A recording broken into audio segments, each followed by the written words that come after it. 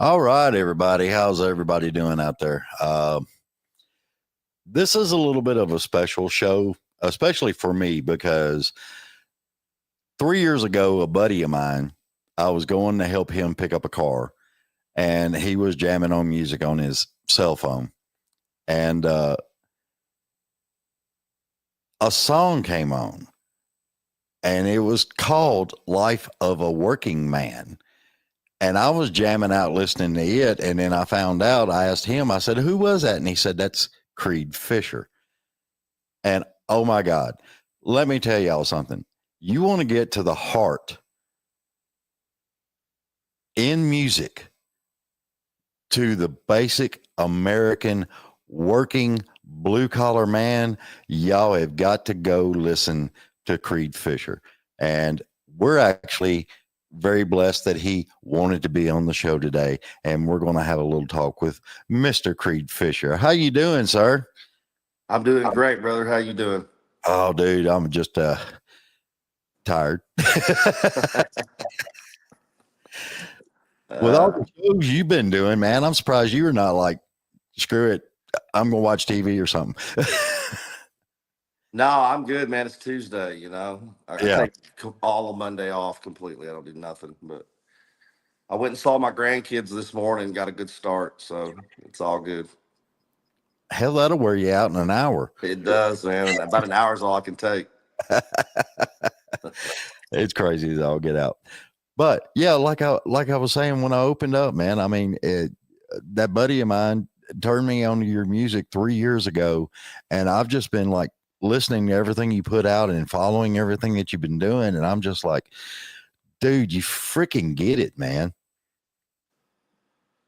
Well, I'm old school. I'm a little older than the average artist. I didn't get into music till I was 35. Yeah. But I actually wrote that song at work. I had to go back. I'm from Odessa, so I tried to move a couple times when I first got into music. Yeah. I went to Fort Worth and I was there, I think, 2 weeks. I got a DWI back in 2013. So I had to go back to work, man. I was actually driving my uncle around. I went back to building pole line and I was driving my uncle around that day. And I wrote that song in probably about an hour just in my head that day. And I spent 23 years as a journeyman electrician, working in Odessa out there in the oil fields. So That is wild, because the biggest part of my life I did, the week stuff. I was driving truck. On weekends I was doing lights and sound in the industry. And then I got tired of driving truck. So I went to work for the city, and they put me, because I had a CDL and everything, they put me over in the traffic light division. So for 2 years I was out there setting poles and hanging lights and all kinds of stuff. And I learned a lot about that. yeah, I did a lot of different things out there, but setting poles and building pole line was probably one of the biggest ones.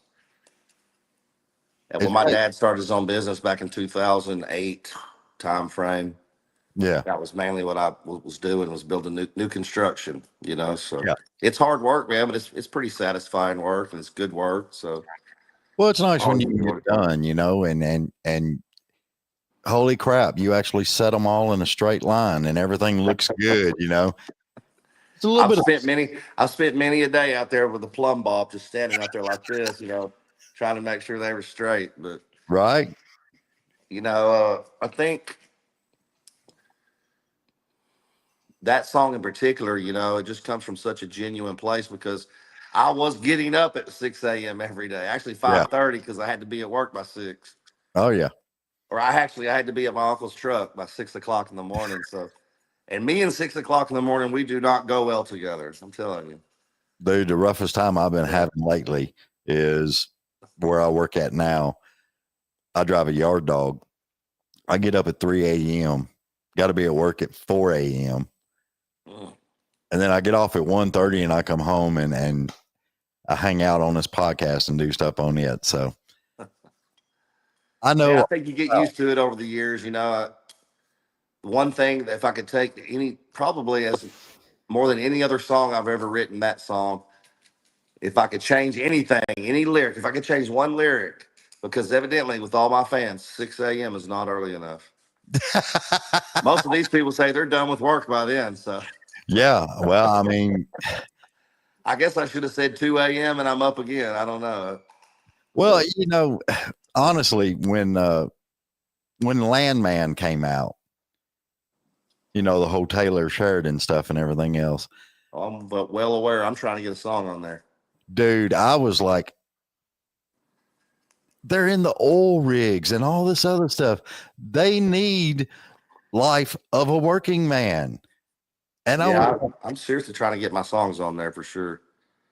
Plus, I'm from the town. That's where I'm actually from. So yeah, I yeah, got for the first time ever, man. I got my song in TV last year. Stomp My Flag was on The Boys, the show called The Boys. yeah, It's on Amazon, and that was really cool to watch that. I don't watch the show, but I went and checked it out, just because my song was on there. yeah.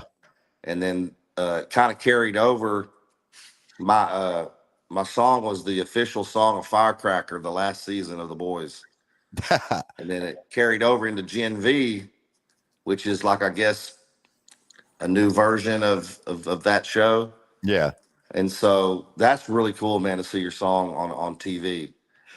And Yeah. I'm a big fan of Landman, and I'm from Odessa, Midlands, so definitely trying to make that happen.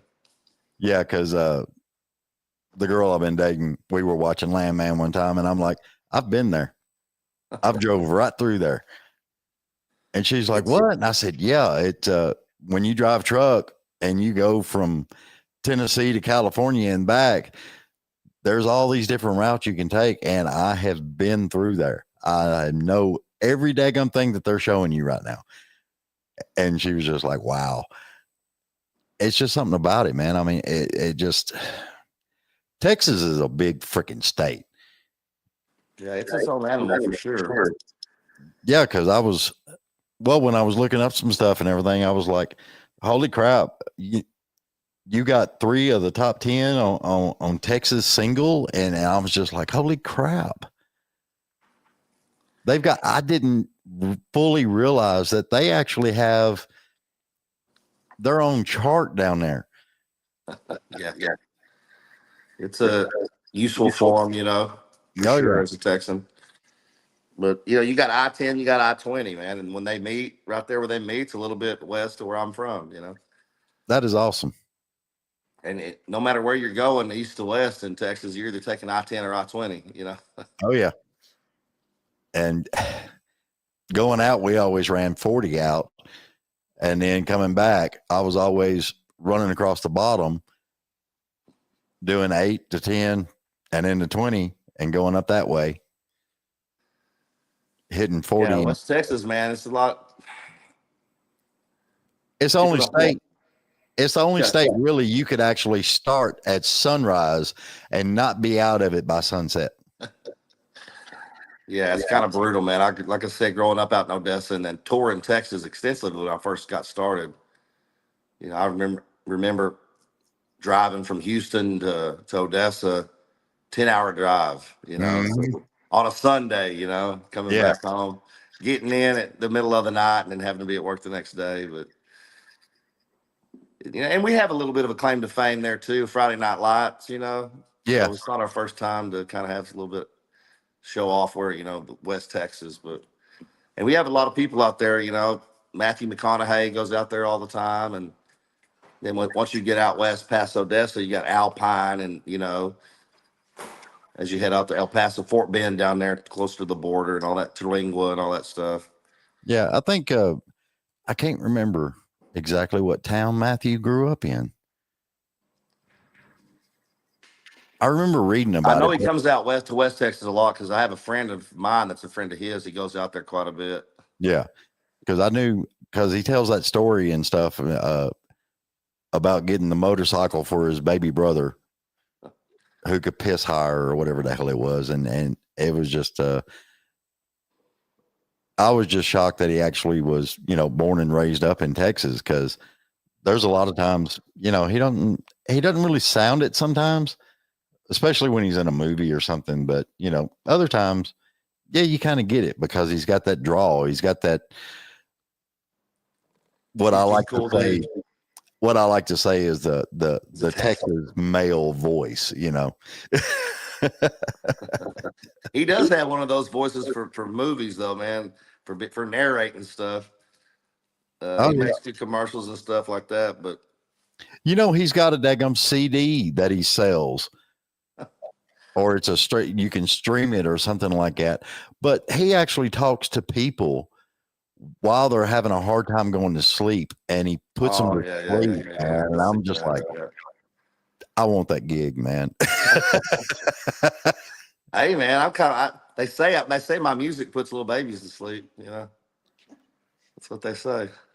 It could, I mean, but there's a lot of good old boy drive to a lot of your songs, and I can see where, man, it could charge some people up too. Yeah, there's something about my voice it's the tone or the something about it just puts little babies to sleep. It Yeah, wakes redneck men up and puts little babies to sleep. I don't know. pretty funny, Matt. I love that, dude. I gotta ask you, and first of all, I don't want to bring up bad things or anything, but I've been watching a lot of your Facebook lives that you do and everything else, and you're probably the only person that I can actually say that I know of. While you were in the hospital, you were Facebook living and your fans were watching and checking on you. I was actually checking on you. That's cool, man. I remember being in there and going live several times, especially after my surgery, the second surgery. I was hopped up on pain pills and just happy. Yeah. I had actually, I think it was Labor Day. Just they say timing's everything. Yeah. The timing was not good on this. Uh, when I got home from my first surgery in Minnesota, I was trying to have another surgery because I had a seroma on my back, Yeah. and I was getting it checked out at the doctor. Like I said, maybe 2 weeks after surgery, and he comes in and he's like, well, that thing on your back's the least of your worries. And he Wow. showed me my X-ray, and the bolt that they had put in the top of my pelvis had come out all the way out. Damn. So the only thing holding my pelvis together was the bottom part. Yeah. And man, you talk about That's times that gonna be test some. you, because my daughter's kind of going through something like that right now. She has a bone tumor in her pelvis. They think it's benign. She's been going through this for months now. Oh man, I But hate. and I felt like at the time, I mean, it's just the last thing I wanted to hear, basically. Yeah. So, and Exactly. it was Friday, the Friday of Labor Day. Yeah. And so I talked to the doctor and talk about my options. And he was like, you need to go to this hospital. This is, I had to go to a certain type of hospital. And so I went back, man, on Friday, Labor Day weekend. And, I really didn't have a choice. I needed to go ahead and get in there and get the ball rolling. Yeah. And so I sat in the hospital all weekend that weekend because obviously it's a holiday. And I was supposed to go to surgery on Tuesday, the next Tuesday. So I'm there from Friday to Tuesday, Damn. just hanging out. And I was supposed to have surgery, and they come in, man. I was so disappointed at the time. They had been a bad wreck. A school bus, somebody had ran into a school bus, Yeah. and they had brought some of the kids that got hurt, and they had brought them to that hospital, and they had to postpone my surgery. So I'm all prepped and ready to go, just waiting to go to surgery. Oh, well, it ain't gonna happen. Man. And so I had to wait. I think it was 2 more days, and I think finally on like Thursday of the next week, I finally had my surgery. And I just remember going live after that. I was so happy. I was pretty high on pain medicine, Well, I and mean, because I wrote a song in the hospital bed right. right there, and it's on actually on the new album. It's called "This Side of Heaven." Well, I mean, that is something because when you were in the hospital and doing the lives and stuff, I was logging in too and I was watching and I was just blown away of the outreach of so many people that were watching that live and the comments they were making. And it was just like, dude, these were like, I know they were people that love your music and love you, but it was just like, it was like you was looking at, your best friend that you went to school with and they were concerned about you. I mean, it was just the outreach that they were given was just unreal. I was just like, holy crap. It was awesome. I think everybody was just kind of at that time a little bit freaked out over it. We Yeah. were all kind of still trying to figure it out, and my fans have always been really good to me. Yeah. My story's a little different. I got into music at 35 years old. So, and I'm 51 right now. So it's an overnight success is what they call it. But Well, I mean, dude, if you go back and look, you've had like a 200% growth just in 24, man. man, I'm really having a lot of fun right now. I hope you're right. I mean, I see the growth for sure, especially since I linked up with Colt Ford, and Average Joe's. Yeah. Those guys have been really good to me. I love those guys so much.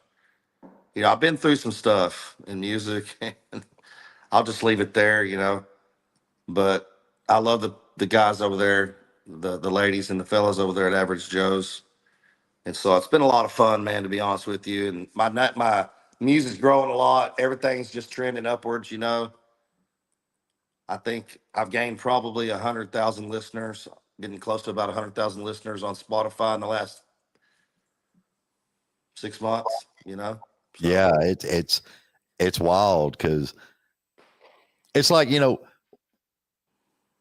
I'm gonna go download this or something, I'm gonna add this to my playlist, and you're like, wow. And you're looking at it and you're just like, holy crap.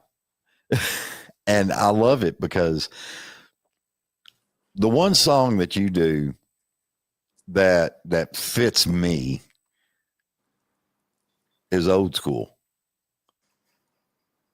And that's where I knew that you actually you were raised up in that old school. And because I'm 60, man, you're not that much if they younger. made a movie out of my life, they can make 3 movies out of my life.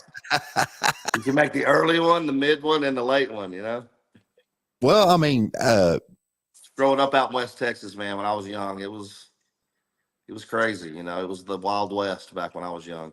oh yeah. There were still people having gun fights when I was little. I mean, Well, like draws where you draw the gun and shoot each other. They were still doing that back in the late 70s where I'm from.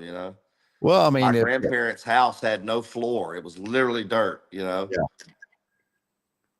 Well, I mean, So if Taylor gets one of your songs or something and he puts it on, tell him, hey, I got an idea for some more stuff. Shoot him with it, man. man, I got a lot of good ones for that, man. Obviously, Life of a Working Man, for sure. Oilfield Trash would be a good one. Yeah, that would be a real So good one. I think, man, I don't know why I feel like that way, but I feel like that's going to happen. I don't know why. I just have a hunch. It just feels like the cosmos is bringing it together. Right. Well, I mean, you got I've my already had a favorite. song. I've already had a song in on TV. So Yeah, and that one fits. I can't think of anything that fits better than that one. that is awesome as I'll get out. I love that. So where are you touring at right now?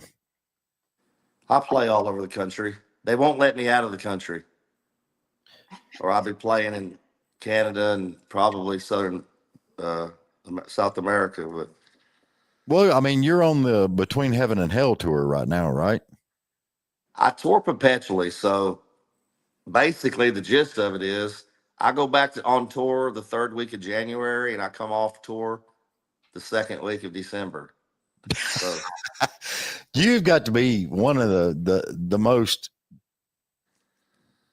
I think I was looking at a bunch of daggum things, and I was just like, how many shows you put on a year? I mean, it's 120. We do 120 shows a year. I mean, And that's a lot. That's basically, if you look at it, 120 shows a year is 3 shows every week all year. yeah. I mean, it's just, Yeah, um, and we do. Sometimes we play 3. Sometimes we play 4 or 5 shows in a row in a week. yeah, And then other weeks, obviously, we take off towards from like Christmas to the third week of January. So, but yeah, we stay really busy. Probably more busy than most artists. You know, I know like Dallas Moore, my buddy Dallas Moore. He probably plays more shows than I do. But yeah. Well, that's definitely a busy schedule for sure. well, I've told a lot of other independent artists, the big thing you can do is get out there and tour. Yeah, I mean, you can do social media all you want and everything else, but getting out there and touring and meeting these people, the VIP packages and getting autographs and all that other stuff. I think a lot of that has got a long way to go with a lot of these people. Once they get the hang of it and everything, I it, think it sometimes obviously it comes along with like when you don't do something, you don't know all the ins and outs of it. But I yeah, think a lot of times people they think, oh, either A, I'm going to be like Morgan Wallen and set out stadiums, or I guess I just won't make it out. No, I mean, there's all different levels of this, man. yeah. I know, guys. I was hanging out with my buddy Justin Johnson, and they just played Red Rocks in front of the Red Clay Strays, and they're in a Silver Eagle that he's driving. Sweet. He's the bus driver, the singer, writes the songs. Fix it. I saw them. They break down, they pull over, they fix the bus themselves. I mean, it's That is and awesome. I think people don't realize that there's all different levels. You can make a really good living doing this. You can make $1 million a year doing this and not be selling out stadiums. I mean, I'm at to a point right now where I can. I mean, depends on where I play, but I draw about 2,000 people Right. to 500. Yeah. And hell, I play shows where there's 200, and I make a damn good living doing it. Oh So yeah. It's all you get everything put together. I mean, it's because I remember back in the day, you know, people were actually you, Kmart parking lot down there off Gallatin Road in Nashville. There would be a tour bus pulled in there, whether it was a Silver Eagle or whatever it was. I think there was a transition period when they went from Silver Eagle to the newer buses. right. But I remember there was like a big blue Silver Eagle and it had gold pinstriping on it. And every other Sunday, there was the band, the equipment, the artist, all loading in that van and in that bus right there at the Kmart parking lot. And they were taking off. And I was just like, dude, as 10-year-old me, man, I was just like, I want to go. I want to go. Yeah, it can be a lot of fun, and it could. I think having been, I started in a van, then we had an excursion, and then we've been on buses. I probably broke down at least I say at least 10 times. I've been on the side of the road in a bus, Yeah. It, But uh, I definitely wouldn't trade the bus after having it now. I just, it's very convenient to not only the one weird thing is I'm used to looking at the world through the side window, you Yeah. know. So it'd be like sitting in the car and just staring out the side window, not looking out the front. But I've learned not to take the bus for granted, because sometimes you're like, screw this bus, I hate this damn thing, you know. Yeah. And then it breaks down and you're over there in the van, you're like, where are we gonna go and hang out? But the Nowhere is the answer. Dairy Queen. So I've learned to appreciate the bus, and I actually just bought my own bus this year. This year's been a year of milestones for me. yeah. Last year I had the wreck where I almost killed myself in Minnesota. Yeah. So it's been a year of first. Billy Bob's, Green Hall, sold out Green Hall, and tomorrow I get to go meet Jamie Johnson for the first time. He's He played Green Hall down the road from the house. So brother, I met him a long time ago when he first started out. He had a goatee and short hair. I And remember those days. yeah, and I was running lights. He was doing a matinee down there at Limelight in Nashville, and I was the LD. And I walked on stage and I said, "Hey, I'm running your lights for you. What do you like? What kind of music are you doing?" And he was telling me, and then he said, "Man, you know what you're doing. Just make it look good." And I'm like, "All right, no problem." And that was the first time I ever heard In Color. And man, it blew me away. Yeah, that was a good one. He And won Song of the Year for that one. yeah, That's and crazy. but he was just the nicest dude, man. I mean, he treated me like I was just like him, and I love that. He's been friends with my buddy Mickey Lamantia for a good little minute. Yeah. They actually did a song together, but I've never had the chance to this point to sit down and shake his hand, talk to him. But it just so happened my girlfriend was looking online. We were setting up yesterday, and we saw Jamie Johnson at Green Hall Oh today or tomorrow. And well, Green Hall's half a mile from my house. So yeah. I made a call. And they made a call, and we made it happen. So Dude, yeah, you need to make another call and say, "Hey, the barbecue's lit. Come on over, brother." well, I don't do that, man, because people do that to me a lot, and you know, him and Colt are like really good buddies, Yeah. and so I just hit up Colt and asked Colt if he could make a call. He called Jamie up. So I hate to ask too much of any of the artists, because I know how I feel. And people come from a good place. I appreciate it. But leaving the bus is what got me in a motorcycle accident. Yeah. Well, I mean, see, I've been there. I've had the bikes. I've had all that other stuff. I mean, when I was little, Dad bought me a dirt bike, and the next thing you know, I'm racing dirt bikes and stuff. And it just I got to where, especially the Nashville area, the traffic and everything else, people not paying attention. Oh, hell no. They're on their cell phones You're or invisible. yeah. And I almost got hit by this girl as I was sitting at a red light. She literally, when she finally came to a stop, she didn't have her hands on the steering wheel. She's arguing with her boyfriend on the freaking cell phone. And 2 inches from my freaking bike is where the bumper of her car was. Jeez. After I kicked her door in, I went and parked the bike and shut the garage door. And 2 days later, I put all of them up for sale. I had a wide glide and I had an ultra. I just sold them all. I was done.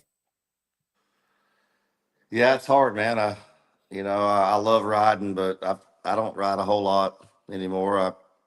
I've probably ridden 5 times since my accident over a year ago, Yeah. and I don't ride anywhere but home. I know the roads here is about as well as I'm going to know any roads. So Oh yeah. I keep Well, it at home, but I still like to go ride every now and then. New Braunfels is one of the best bike riding places in Texas. So Oh yeah. Well, I mean, me and a bunch of friends, we all loaded up and went down to Panama City, Florida for a bike week down there. And we rode from Nashville straight down to Panama. damn. And Yeah. I was getting older at the time. I think I was like 52, 53. And when I got down there, I looked at them and I said, never freaking again. Because my butt was sore. I could barely walk. Yeah. See, I'm not that kind of biker. I want to ride 30 minutes down to the bar.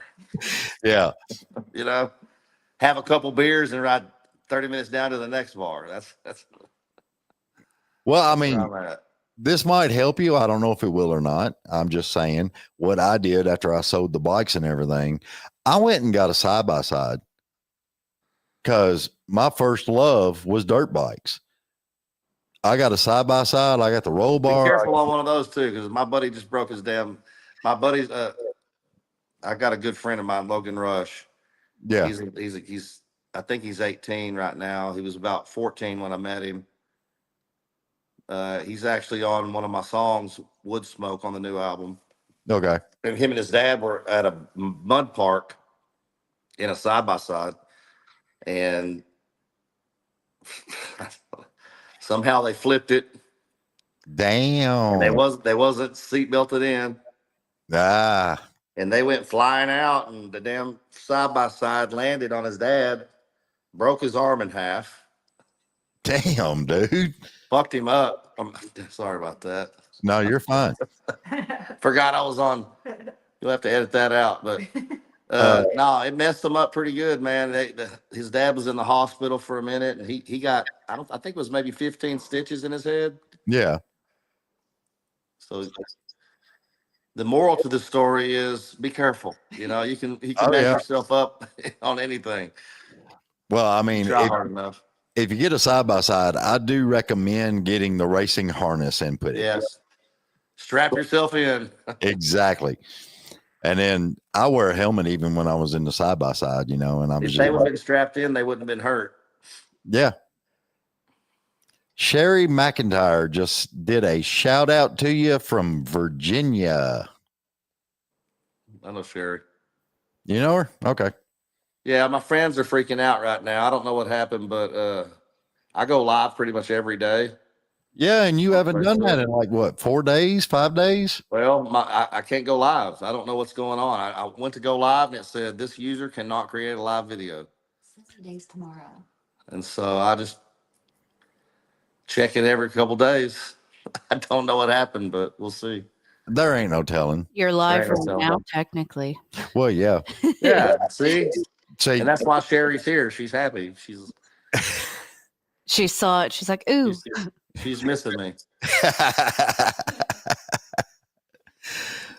that's one thing I do like about doing this every now and then. I can go live whenever I want to and all that other stuff, you know, and it's just, I love it. I mean, it's just, we got the comments turned on and like people can comment and, you know, either I'll read them or Caitlin will read them, and it just gets nuts sometimes. But I love it. We pick and choose, though, what we read. Yeah, you got to. Some And what are you respond to, you know? Yeah, yeah. That's the big Sometimes thing. I'll read something and I'll be like, I don't respond to that. You never know, man. I mean, it's a crazy old world. You got to have fun no matter what. And that's, you know, I tell a lot of these younger independents and singer songwriters and stuff, no matter what, have fun with what you're doing. Quit trying to make money. Quit trying to do this. Just go out there and do your best to have fun. The money comes when you do that, exactly what you just said. You know? Yeah. When you do it for the right reasons and you love what you do,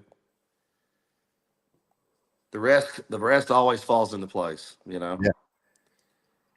And that's the way it needs to be. I mean, you know, I think my granddaddy told me a long time ago, I was trying to do something for him and it got to the point where I was trying to force it. And he leaned over and he told me, he said, boy, everything you try to force in life is going to screw up. Don't try to force it. Take your time. It will come. That's good advice. I think we're still going to try to force it, but Oh yeah. If not, I'll go get a hammer. I don't. it's the understanding if it doesn't happen. You can try all day to force it, but if it ain't meant to be, it's not going to be. Oh yeah.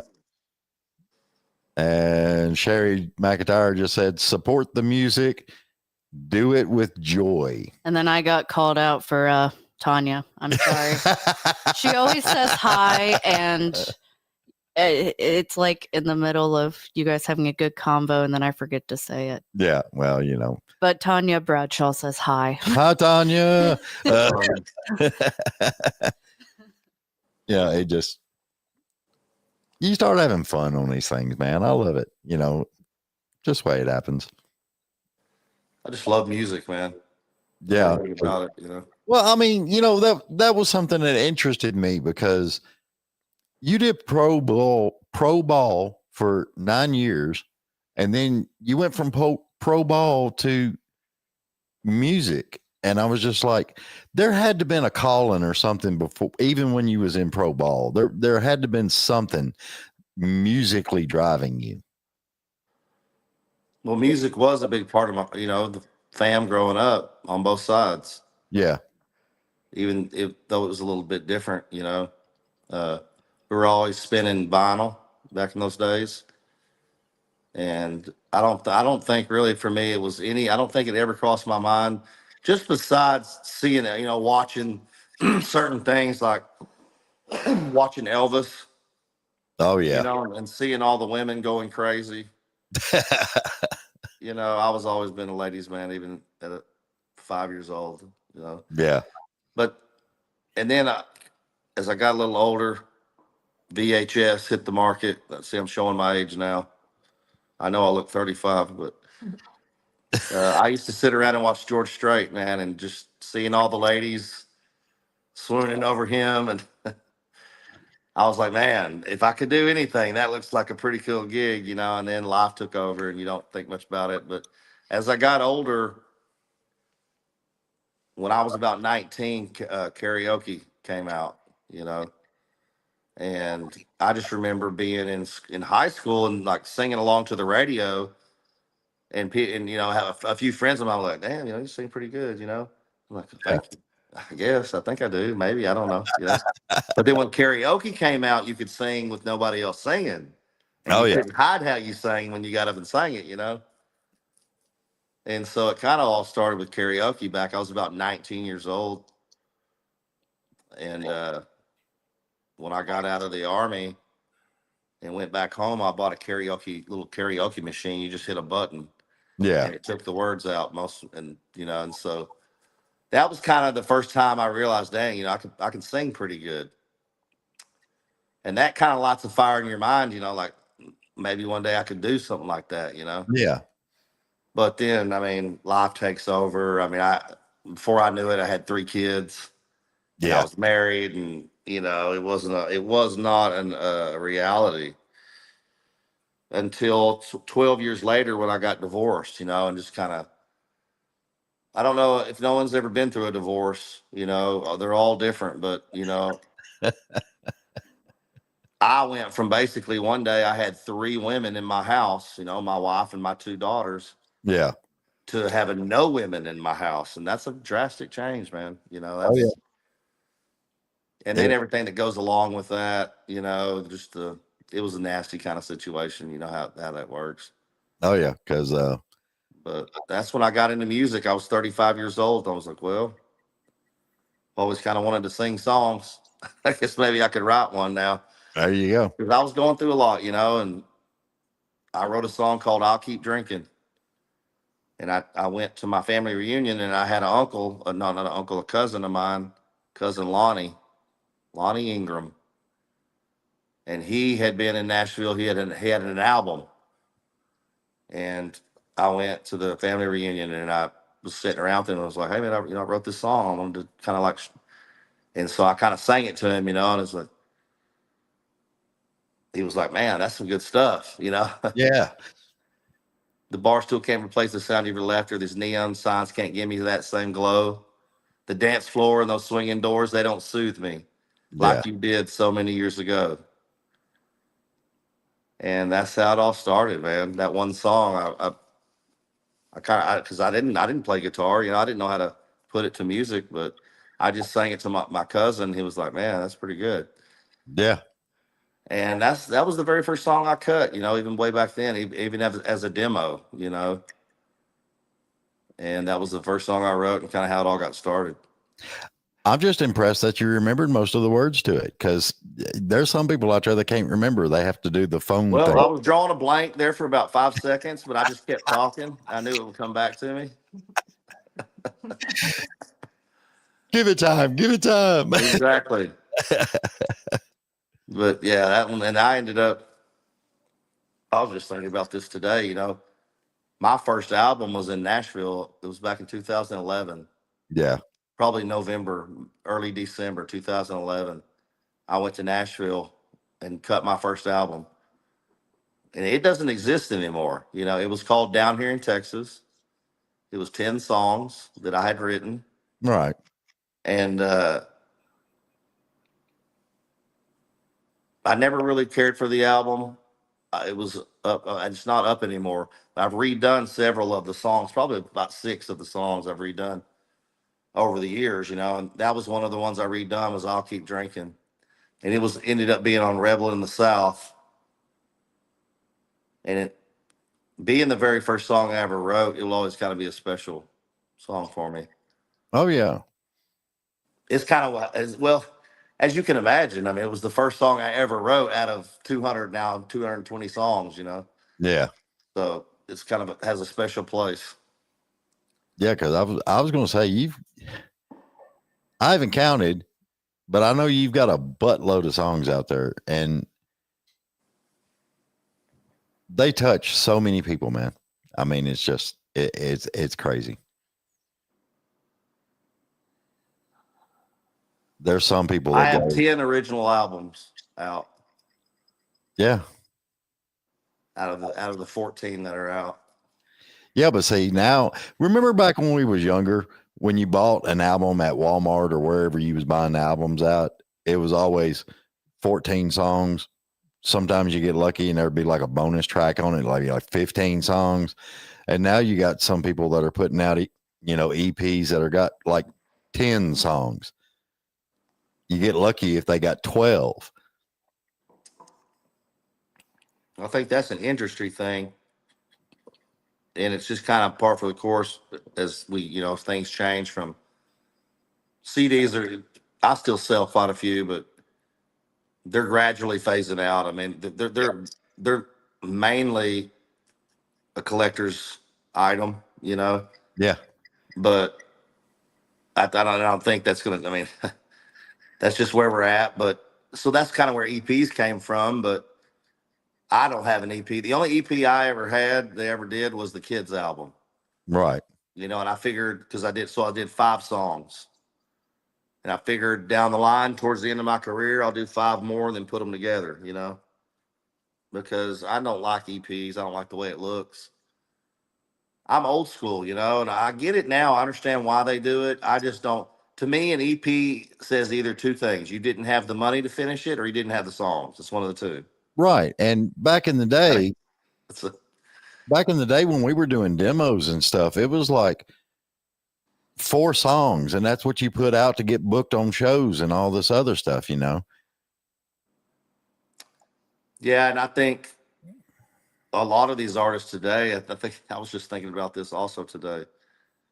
It's almost gone overboard with some of these artists today. You know, they do it. I know what they're doing.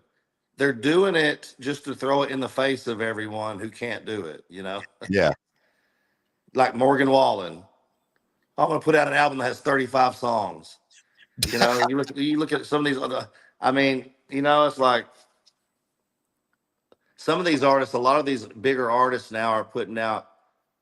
You know, look at Jelly Roll's album, 28 songs. You know, Yeah. something like that. You know, so You I know, prefer when I listen to my artist I like, I prefer at least 10 songs. Yeah. Now 28 is a little much. I don't need 28. Oh yeah. Well, I mean, if they want to impress me, quit putting so many songs on the freaking album and just make a song go 6 minutes. If they could compete with, some of the old Led Zeppelin and Rush and the Black Link, Sabbath. yeah, Black Sabbath and stuff, give me some more time on the songs. Don't give me a 2-minute song that you don't really know where it started and you don't really know where the hell it ended. Yeah, and today it's even worse, man, because everything's changed. Our attention spans are so short these days, man. Yeah, I know. You know, That's hell, I can put out 12 songs and people won't even see 4 of them. Yeah. Well, I mean, I think that's where a lot of independent artists are actually have switched up the gears and they're actually releasing a song a month. That's kind of my protocol I'm doing right now. So a song, it kind of varies in between a month to 6 weeks. Right. A song every 4 to 6 weeks, and then you do the video, and then you do 4 to 6 weeks, you do the next one. 4 to 6 weeks, you do the next one. You do about 4 or 5, 6 of those, and then you put the album out.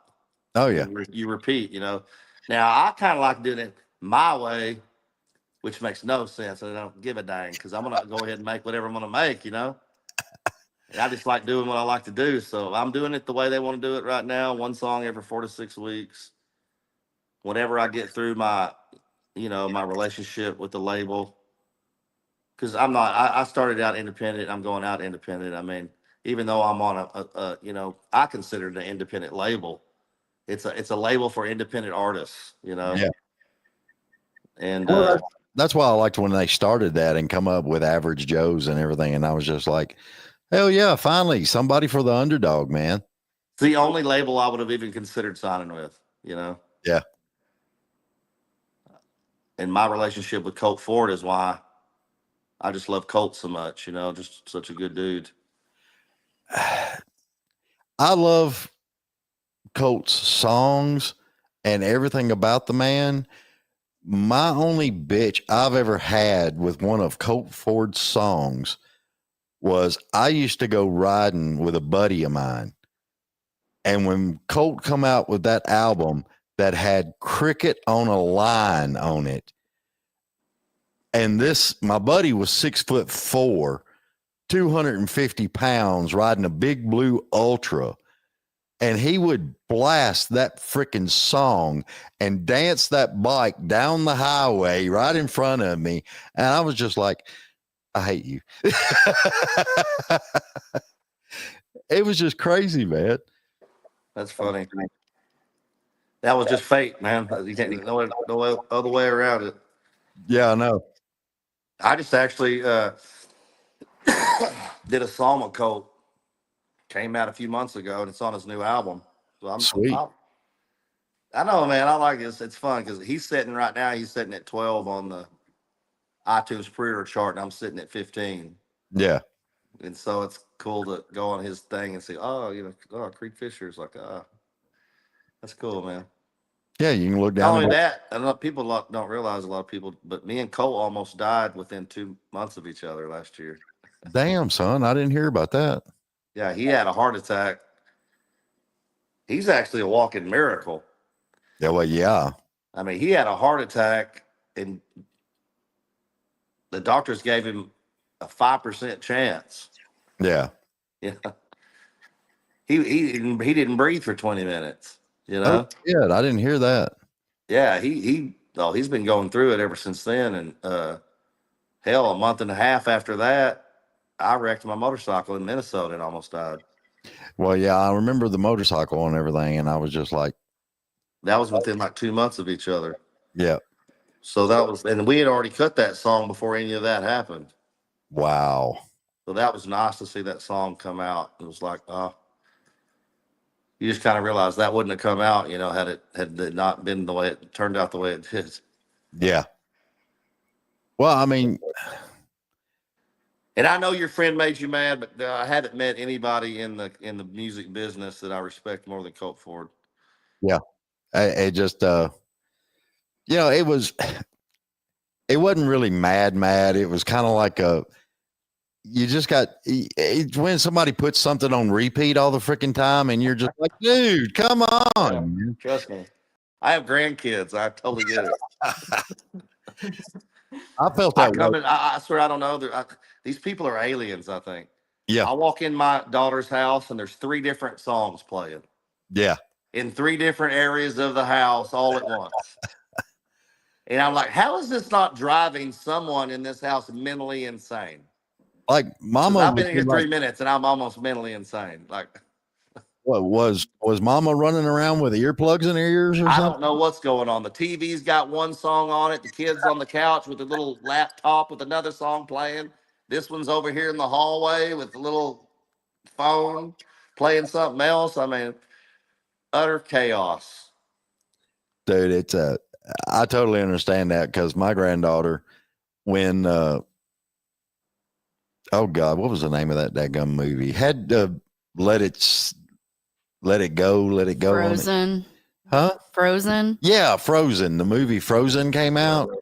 It was like on repeat every freaking hour, man.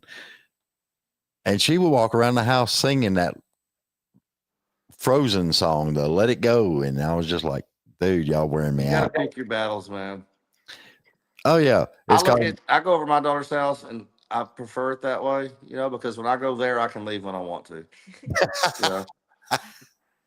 When they come to my house, I have to ask them to leave if I want Yeah. them to leave. And that's always a little awkward. Well, sometimes you got to open the door and demand they leave. Yeah, exactly.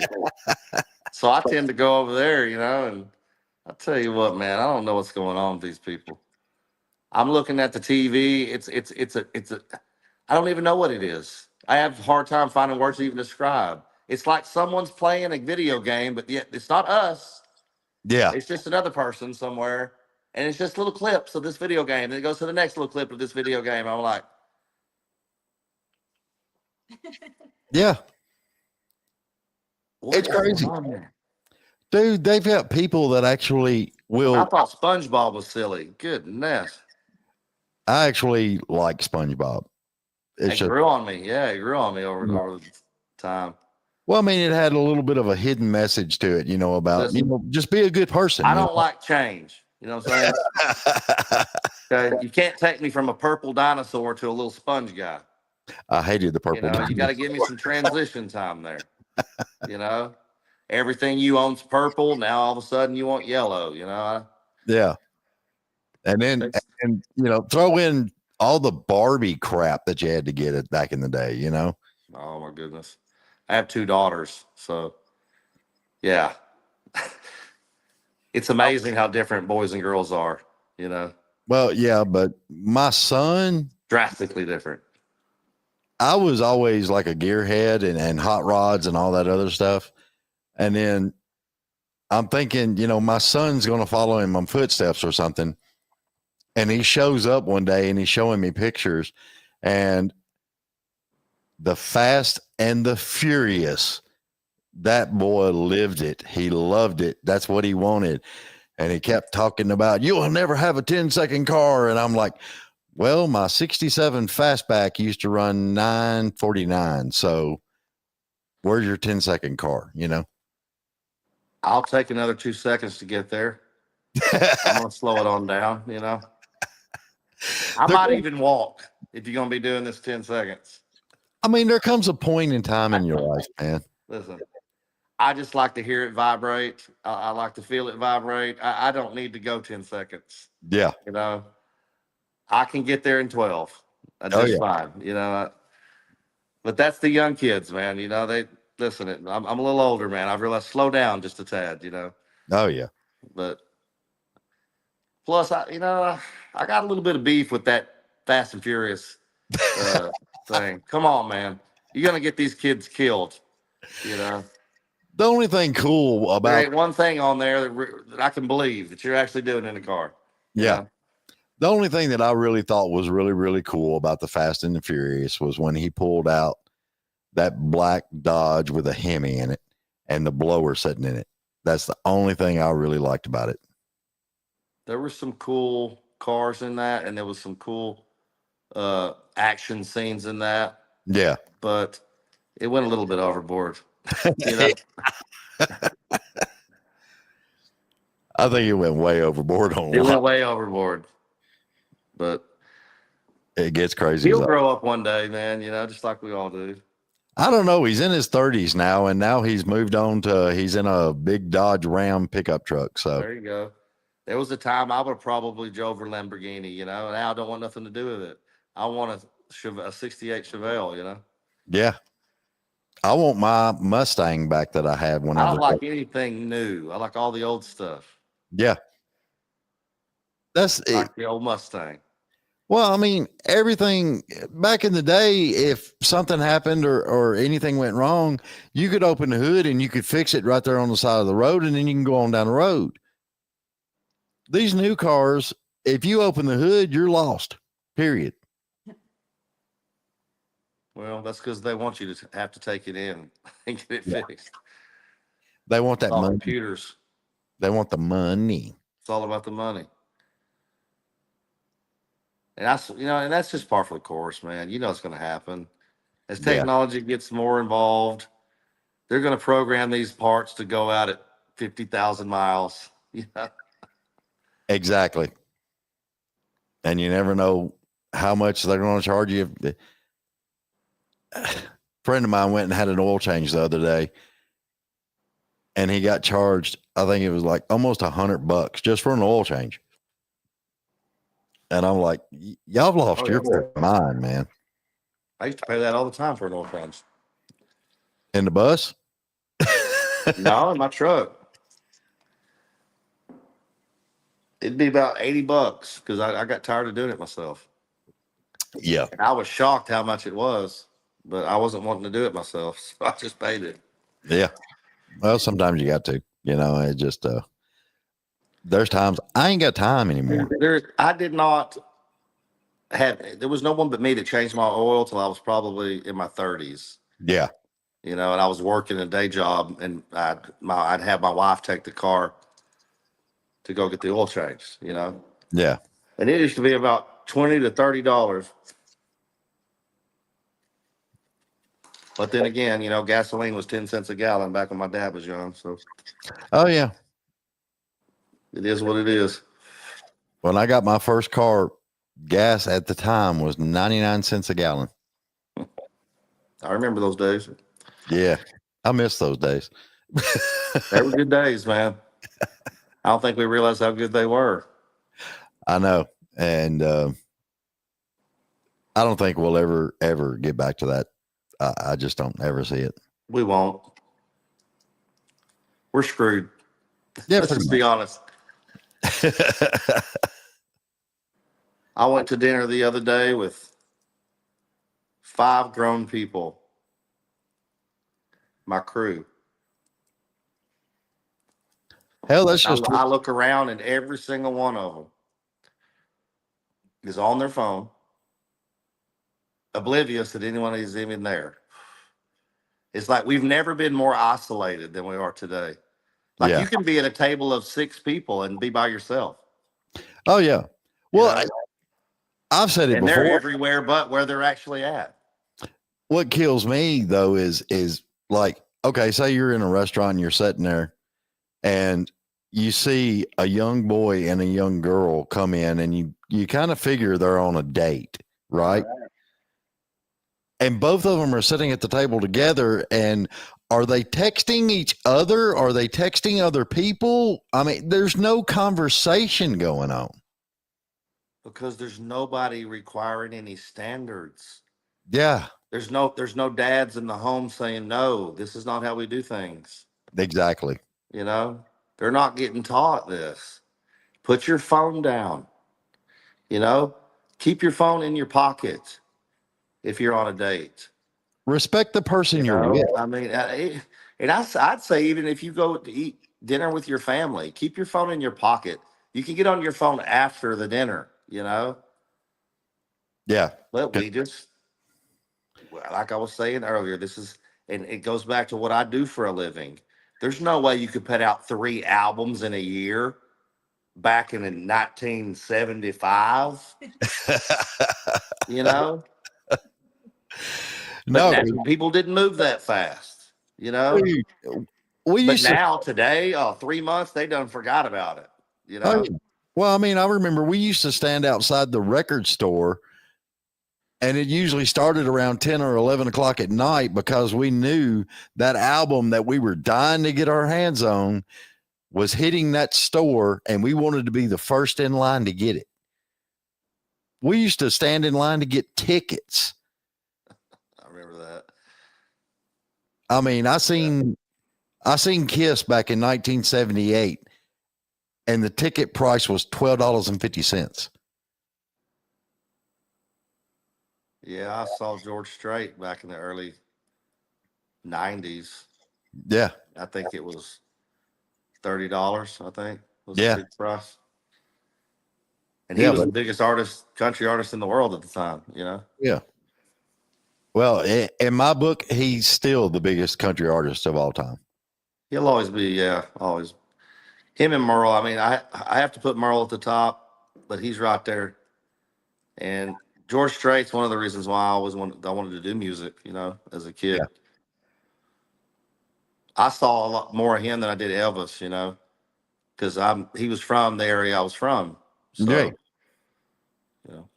But see, I had to deal with my mom who had the Aloha album. Hey, man, I get it. She was all about Elvis, Elvis, Elvis. And she actually had, remember the Beatles, the Black Album, where they were all just, showing themselves right there on the face of the album? Yeah. She had an original first run pressing of that. Wow. And the I think Aloha, that'd be worth a pretty penny today.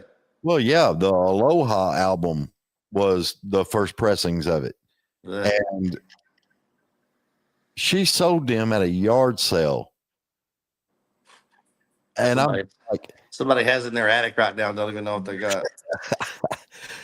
dude, the money those things are worth nowadays, I'm just like blown away. I love vinyl, man. Vinyl's never goes out of style, out of all of it. You know, it's just, I grew up with vinyl, and obviously, you know, we went through cassette tapes, and then we went to CDs, and then, you know, but vinyl came back. I don't know. Well, it did fade off. I mean, I don't remember seeing a lot of people with a vinyl player, a Right. record player around, you know.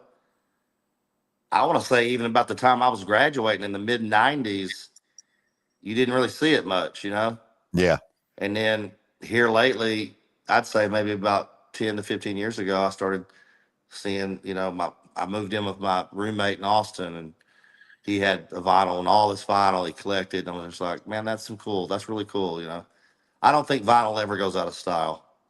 I've actually been wanting to, and it's on my to-do list. I want to take and I want to build another stereo system, and I want vinyl to be, I want the turntable right on top, and I want to start getting my albums back and getting them out and getting them to where I can just sit back, relax, have a drink, chill out on the day, and drop some vinyl on, because there was something about that sound that you couldn't really get on cassette or CDs or anything else. But that sound that came from a good vinyl record, man. From a needle running through the vinyl, yeah. Yeah. That's just something I always loved. And that's what I plan on getting back to. It always kind of reminded me of cedar burning, you know, Yeah. the little crackling going on. Oh, yeah. I think the scene you just described, you know, it's like the perfect evening in the South, you know, and like the only thing I'd add is maybe, you know, you just started a fire, you know, you had a little fire going. It's Oh, yeah. getting dark, and you put on your favorite record, and you kick back and, you know, have a drink, and that kind of stuff, man. Like I said, I mean, it never goes out of style. No, and but there's so many people that get away from it, and it's like, I mean, who wants to sit and talk to their grandkids about how to get a cassette tape to play? And then you got the tape and it's all wound up and messed up and you're trying to fix the tape. No, if my grandkid's gonna mess anything up, he's gonna scratch the vinyl. That's as crazy as we're getting with it.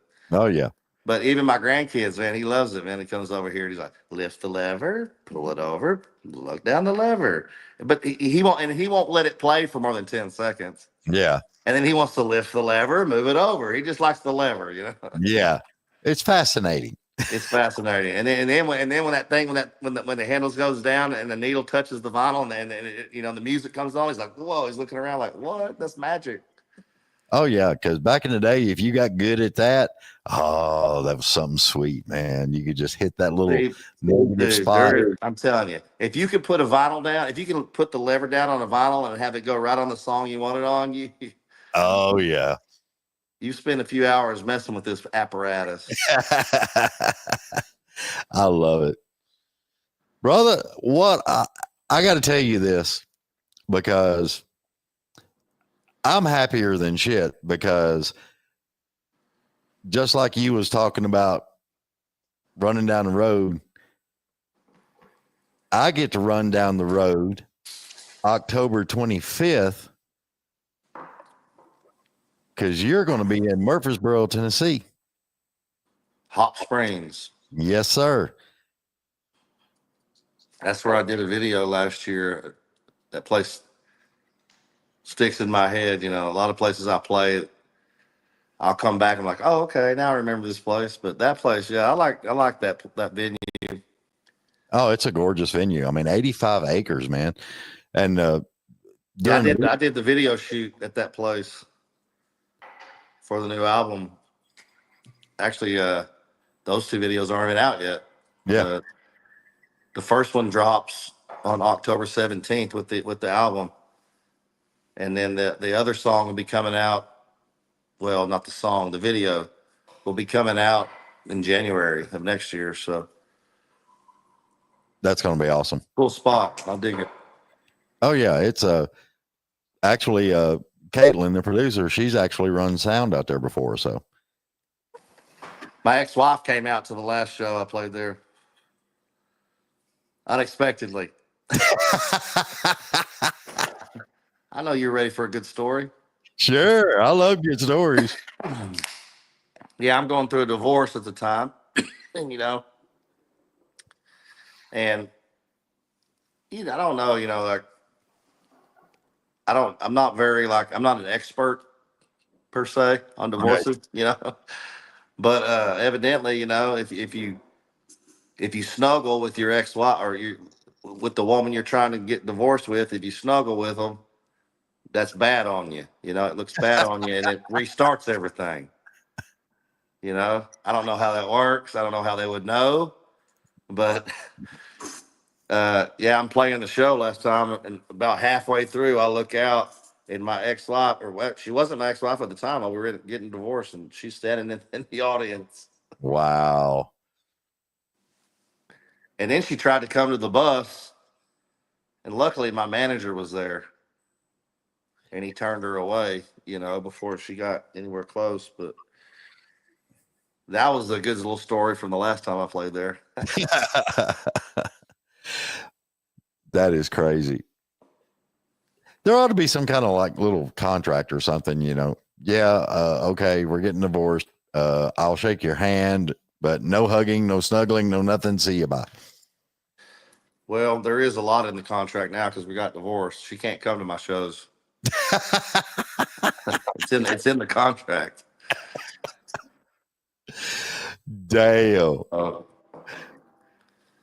That's unusual because I mean, I've heard some pretty crazy stuff being in divorce contracts and stuff, but I've never actually heard you're not allowed to You go. can't come to my shows, and we can't badmouth each other online. So Yeah. both of those are in the contract. Pretty sweet. Yeah, it was a lesson learned, man. I wouldn't change it. I wouldn't change anything, even my Uh, wreck. you It know, made me a better person at the end of the day. that's what I always tell people. It's, whatever happens in your life, whatever comes about, whether it's, a divorce or Well, a the best wreck. things in your life are going to be the worst things. Yeah, How you're do going you to know who you are if you never get tested? exactly, If you have never have to go through the fire, if life never tests you, if you don't, how do you even know who you are as a man? exactly. You don't. So those things that you go through is what makes you who you are. Yeah. It's called And life experiences. it's called I done whoop this and I can whoop anything, you know. I hear you, man. I hear you. Brother, we've had you on here long enough. We're almost at an hour and 15. So, but we're going to have you back, man, because this has been a lot of fun. And you're definitely going to see me October 25th because I'm going to get tickets probably this afternoon as soon as we get off and everything, because I want to make sure I'm there for this, because I've seen some video footage and stuff like that. And just being able to be in the audience at one of your shows, I think is going to be one hell of an experience. I think it will be. I think I'm good at it. I love doing it. I know that. So I think it shows. I think when you love what you do, everyone else sees it. Yeah. But I mean, I take a lot of pride in my live show. And it's not any one particular thing. I just try to connect with the people. Yeah, I try to form a personal connection with the people there. exactly. I mean, I look around, I'm like Hank Jr. in the song. I started turning up loud and looking at the crowd and bending them guitar strings. Oh yeah. Like I'm looking all around the crowd. I'm trying to make eye contact. I'm trying to make eye contact with people in the audience. Be Yeah, like, hey, I see you. Thank you for coming out here. exactly. And whereas a lot of artists, they look right through you Oh yeah. and listen, I've done that. It's not like I haven't had a bad day and didn't want to be there and just stared out into the abyss, while I sang the song. Oh yeah. But And well, I mean, Sherry just wrote, you all feel the energy from the fans. yeah, it's reciprocal. They give it back, and I give it to them. They give it back. It's high energy. It's alcohol helps. It takes the edge off. Because Yeah. I play late sometimes. Yeah. And Sometimes when they tell me I'm not going on till 10:30, I'm like, you do know who my fans are, right? yeah, I'm yeah. not sure they're going to be up then. You know, I know And when I'm then playing at 10:30, it's going to be wild. oh yeah. But yeah, I mean, I just try to, especially here lately, man. I try to. No one wants to look you in the eye anymore. Yeah. Everybody just wants to kind of gaze past you. I mean, even that's what I try to teach these young kids that I talk to. Like stare a man in his eye and just stare at him Yeah. and just look him right in the eye and keep your eyes there. But Yeah. they don't want to. They want to look everywhere else. But no, you just look him right in the eye. And even though it is a little awkward, as you do it more and more, I mean, that's what I do when I talk to people. I'm not looking around the room while they're talking to me. I'm looking them straight in the eyes. Mm-hmm. You know, Yeah. And that's the way it needs to be. That one of my biggest complaints is, and I'm sure you've run into this, but you reach out to shake a man's hand because you meet him, and it's one of those, just dude, you do not know how to shake a man's hand. I mean, come it's on. it's very rarely right. Yeah. I'm just gonna say it's very rarely right. You either you get these guys that they don't know how to put their hand into your hand. You Yeah. always ended up just kind of doing this little finger thing, and then you feel feminine at that point. Even I'm over there, I feel feminine, and I don't even feel like it was my fault. Yeah. I know. It's And crazy. then No. and then you have these guys that act like this handshake is going to determine whether they get to go to heaven or not. Yeah. and they grip your hand so damn, squeeze so damn hard. It's like, it's definitely a contest. You can tell, you know. I'm looking for somewhere in the middle of that, you know. Yeah. You know, firm and sure. That's all we Just know. firm and sure, you know. You don't have to squeeze me too hard, you know. I think it's cool as all get out. Karen, I can't really pronounce her last name. What is that, Caitlin? I know who you're talking about. Bazo. Cafazo? Positive. Yeah, she said it was so nice to see you, Creed Fisher. I love seeing my fans. Yeah, It's the best. that's you've definitely got, I think, probably one of the best loyal fan bases that I've seen in a while. I would have to agree with you on that. It kind of, part of it's because of the patriotic nature of some of the stuff I do. You know, we're sick and tired of seeing our country go to hell. Yeah, You know, we watched it for a long time now. We have a little bit of hope right now, but it's been a little bit, it's been a rough ride, man. You know, seeing my country basically self implode. But it's a crazy world we're living in right now, man. You know, oh yeah, it's all backwards, and that's why I sing a lot about. And I think a lot of that stuff, people are just sick of it, and so I think they gravitate to that. And then I think it's just the genuine nature of the way I am with my fans. The fact I treat my fans like their friends, like their family. You know. yeah, and that's what I love, because from the very first time I heard that song, I became a fan, and I understood it, and I understand why your fan base is the way they are, because anybody that ever looks anything up on you or anything else, you're super easy guy, you're laid back, and you put out some hellacious music. I just do me, and I don't really pay attention to nothing else. You know? Exactly, right? I And I mean, think that's why a lot of times people ask, are like, "Man, you are like one of the most underrated artists in the history of music." And I'm like, because I don't get involved in it. When I'm gonna be like Picasso, you know. yeah. When I'm dead and gone, y'all are all gonna look up and go, "Wow, that's a really beautiful," you know. And that's all that matters, you know. That's all that matters. I make a good living. I can support my family. I don't have to worry about money. I don't need to be a quadrillionaire. You know, I don't need to have $1 billion. You know, Yeah, I don't even need 100 million. You know, I will settle for 10. there you go. You know, and I'll just invest good and take my chances. You know, And try to have a little bit of fun while you do it. I definitely have fun for sure. I think it's awesome. Sometimes it's hard, man. It's the idle time that's the hardest part on the road. You know, Oh yeah, just keeping yourself busy during the the parts of the day where you don't have nothing to do. You know. oh yeah, yeah. It gets pretty crazy, because I can tell you from experience, I figured out about 50 different ways you could be sitting in a truck seat while doing 75 miles an hour down the road.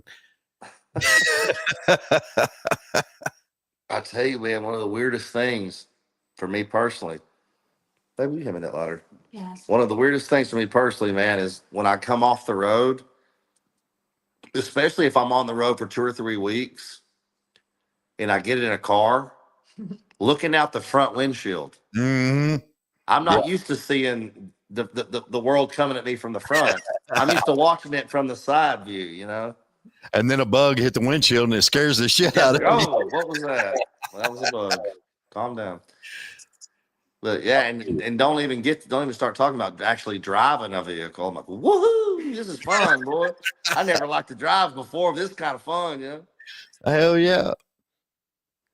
Brother, man, I really appreciate you being on. Yeah, thanks for having me, man. It was good talk, man. We'll have to definitely hang out when I'm there, Murfreesboro. I'm actually fixing to get a house in Nashville. Sweet. I'm gonna keep my place here, but I'm tired of having to fly so much. Yeah. So, Well, just rest assured, when you get moved to Nashville and everything, you're welcome in my studio anytime. I'm gonna take you up on it. I'm just gonna Sound- show up out of nowhere. I'm not even gonna send any word or nothing. That's I'm fine. gonna send a pigeon. That's fine. You We'll know, like Noah. we'll pop a bottle of Woodford and wait for Caitlin to get here so she can run the equipment. Dude, let's do it, man. Let's do that. We'll have to make that happen. Actually, We'll do it. yeah. Brother man, I appreciate you. Tell everybody where they can find you. I'm sure they all know, but tell them where you can find you. My website's creedfisherofficial.com. And that's got everything you need right there. Obviously, I'm on all the social media sites. Just watch out for the fake ones because usually you can tell, but there are some of these fake ones that are garnering about 7 to 10,000 followers. So Yeah. I have way more than 7 to 10,000 followers. So look for that. Just a few more. If it doesn't say at least 100,000, it ain't me. There you go. But yeah, all my social media and my website's creedfisherofficial.com. Awesome. Yeah. I love it. All And right, the new man. album, I forgot to say anything about the new album. Oh, yeah, The we new did. album drops in less than a week, 2 weeks. Not this Friday, but next Friday. Is that the Heaven and Hell album? Between Heaven and Hell, yeah. Yeah. Yeah, I can't wait for it, man. I want to get it. We're sitting at number 15 right now on the iTunes pre-order chart. I'm pissed off at Colt Ford. You know? We need to coordinate this better, Colt. I was at number 14 and you got in there at 12 and it bumped me down to 15. I'm not happy about this. Well, I'll tell you what. I'm kidding. I'm only kidding. Let's make it a little bit sweeter. When you get to Nashville, we'll get Colt in and we'll just all sit down and hash some shit out, man. That's a deal, man. That's a total deal. I can't wait. Because I seriously want to ask him, where in the hell did you come up with cricket on a line, man? I mean, come on. I'm sure he has the answer. I'm sure he does. No, he's a country boy. There's no telling. I can't wait to hear. It's crazy. Creed, I appreciate you, brother. Yeah, thanks for having me, man. It's been a good time. All right. I'll see you soon. later. All right, buddy. All right, bye. All right, everybody. Y'all go check out Creed Fisher. Check out all of his music and everything else. And Between Heaven and Hell is going to be releasing soon. Y'all go check it out because it's on iTunes at number 15 on the pre-save charts and all that other good stuff. So go check it out. Have some fun. And if you want to really, really, really listen to a man that cares about country, the hardworking man, all that good stuff, you got to listen to the man's music, because if you get a chance and you love his music, y'all come out October 25th, Hop Springs in Murfreesboro, Tennessee. I'll be there. Creed's playing a show there, and hopefully we can all kick back and have a hell of a good time. So remember, everybody, please like, share, follow, subscribe. It helps us all. Love you. Mean it. Bye.